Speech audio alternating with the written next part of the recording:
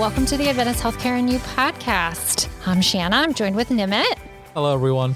Hi, Nimit. And we're actually joined with Dr. Leslie again. Thank you for joining us, Dr. Leslie. Thanks for having me again. You're welcome. And we're gonna pick up on our topic of mental health. And what we had talked about last time was, the up and down nature of COVID and how people are dealing with it and some stigmas and sort of how we can approach, again, this up and down nature of COVID. But also, we wanted to come back and talk a little bit more about mental health. So thank you. And, we talk about mental health a lot, and we talk about our physical health, and people get diabetes or heart disease, their symptoms and all of that. But for mental health, can it affect your physical health? What are some things people should look for? That's a great question, because I think that most people divorce mental health from physical health, but it's all connected. And that's why there's a whole field of mind-body medicine. Mm-hmm. So when anyone says, oh, what you're experiencing, your anxiety, your depression, it's all in your head, you can say, yes, it's in my head, because those brain chemicals are actually affecting how your body functions. So, for example, I won't get too science medicine-y on you, but you do have these things called adrenal glands in your body. And they release these chemicals that affect your heart, your respiratory rate. So when you're stressed, your adrenal glands get signals from your brain that release chemicals that affect the rest of your body. And that's a very simplistic way of describing how the mind and body are connected.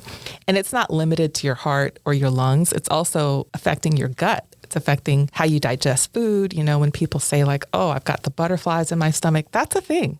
It's just not butterflies. Mm-hmm. It's not literal butterflies, but that's a real thing. So science is finding that your mental state and how we respond to things, and even how mental illnesses originate, are connected to chemicals and signals, brain signals. It's brain medicine, but we just, as a society, have not chosen to view it that way. Okay.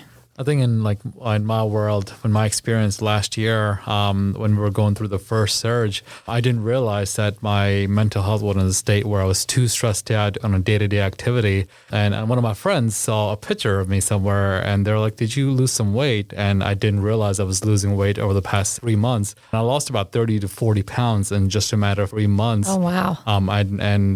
Looking back, I was thinking that maybe it was stress-related, and it was, without me recognizing it. So I definitely think that the mental health does affect the physical health a lot. I was able to gain it all back in the next few months, thank God. But I think when people are going through it, it's so hard to recognize that sometimes. Absolutely. Nimit, I had a similar experience, although I was not in the ICU. I wasn't a hero to that degree, but I was in so many meetings and concerned about so many lives, my staff's lives, the doctors who work in the department, our patients, society. And if you know me, you know that I never miss a meal. I love food, but I was only eating 2 meals a day, and I lost about 15 pounds myself. Wow. And I'm also someone who sleeps very well, and I found that I was only sleeping a few hours at a time. It's a real thing. When you have that level of burden on your mind and on your spirit, it affects everything. How you eat, your appetite level, your sleep cycle. So it's definitely all connected. And as we talk about this, I just hope if anyone's listening, that they don't feel like, oh, it's that stigmatized, it's all in your head. I mean, it is scientifically, but it's a real thing. We can measure it. Mm-hmm. We can measure it on MRIs. We can do heart tracings. It's all connected. And everybody responds differently. Nimit, you had a completely different experience than, say, I did, or that Dr. Leslie. We all will respond to things differently. We'll all respond to different stresses differently. So, when is the right time to talk to someone, a professional, or to reach out to someone for help? You may hate my answer because it's always the right time. No, and I mean that because it's kind of like asking, well, when is the right time to see your family physician? Always, right? At least annually. Mm-hmm. But to get to the heart of the question, which is, when is it dire and really important? I have a rule, and our field has a rule, when it starts really impacting your life and your daily functioning. So if you find that you're calling out sick, and I would say it's a valid sick call because your mental health is part of your health. But if you're calling out sick, if you find that you're not able to really interact with your loved ones, your parents, your children, if it's affecting relationships, it's time.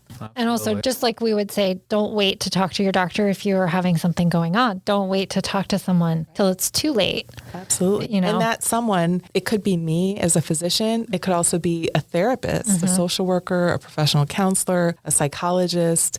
And I think one really great thing from the pandemic is that therapy is so much more accessible now. Yeah. There's so many people delivering therapy on virtual platforms. You can get therapy while you're at work. You don't have to actually drive to a physical office.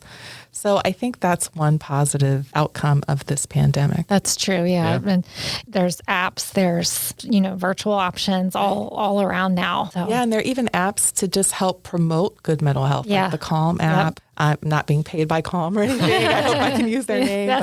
But there are wellness apps to help, track how much you exercise and how much you breathe deeply and how much you focus on gratitude or whatever brings you hope and inspiration. Yeah. So ideally, we want people to seek out help themselves, but we know there's a subset of population who are not going to be comfortable seeking out help or not going to know when to seek out help. What are some of the strategies that family members or loved ones could kind of seek out or keep an eye out for? And if they see those things, what are some of the approaches they should be taking to help their loved ones? I actually get asked this a lot because there is a lot of resistance in our families and our social circles. So one step is to just be open. If you have experienced mental health in any capacity, grief counseling, actual medication, ongoing therapy, be transparent about that. Shanna and I talked about our family experiences because that's how we connect to it. I personally have received grief counseling, so I share that with family members when they say, we don't do therapy. And I say, well, why not? Because it actually really helped me. And there are things you can do preventatively. And I think maybe if you focus on that first, like, hey, what about a check-in? Because people's biggest fear is, I'm crazy. Someone's going to say I'm crazy. There's that stigma we talk about. Yeah, there's so much stigma. And I hope what people take away is this is all a part of health. No one would judge you for getting a mammogram or a colonoscopy. It's all about health maintenance. And I'm looking forward to the day when we're very open about our mental health maintenance. So I would be transparent about whatever you've experienced. If you haven't experienced it, then just be supportive. Maybe drive with them to the appointment or be around when they're doing the virtual appointment. Read about it, help them vet the person that you're looking for them to see or that they're interested in seeing. But just walk with them. There's something called the ministry of presence. When you're just there with someone, that can say a lot. And definitely allow them to come to their own conclusions. Don't give them ultimatums unless it's some sort of intervention for addiction. But in general, use their motivations to get them to the yes and to get them to the appointment. Yeah. I like that ministry of presence, that just the act of being with someone is helpful and comforting. Absolutely. I like that. Yeah, I think it shows a lot of empathy as well, where you're with them and holding their hand or just being next to them, being present. So yeah, I agree. I like that. Well, kind of a jump, but one of the last topics we wanted to kind of talk about, there was the recent announcement out of, I think, the Surgeon General about the youth mental health crisis. So what are your thoughts on that? Well, this one is so near and dear to my heart. I know. Because I'm trained in working with children and adolescents, and I genuinely love children and all they represent. The Surgeon General declared that crisis. It was a collaboration between American Academy of Pediatrics and my academy, Child and Adolescent Psychiatry. And what I make of it is what I'm seeing in my office, that there's so many youth who, despite technological advances, despite, potentially more wealth for some families, are just so anxious about so many things, are just so insecure about so many things, and just so burdened. Social media is a blessing and it's a curse. And social media puts news in front of people constantly. Young minds that haven't lived enough life to know, that yes, you can make it through this. They just think this is awful. And that there'll be another cycle too. Right.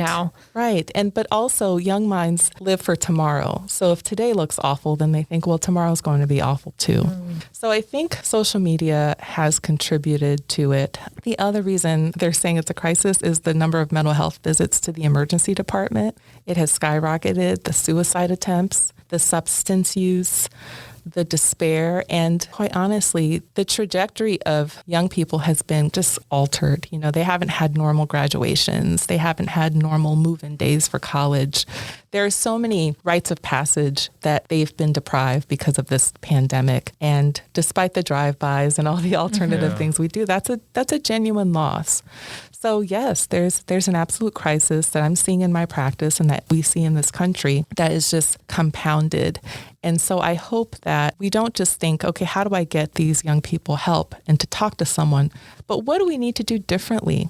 How do we view college acceptance, right? How do we view friendships? How do we view our body image? And how can we communicate to this younger generation that you're wonderful? You know, you may be struggling right now. You may not like your body. You may think that this person has this perfect life. It's not true. And real life is not lived by filters. There's just no such thing.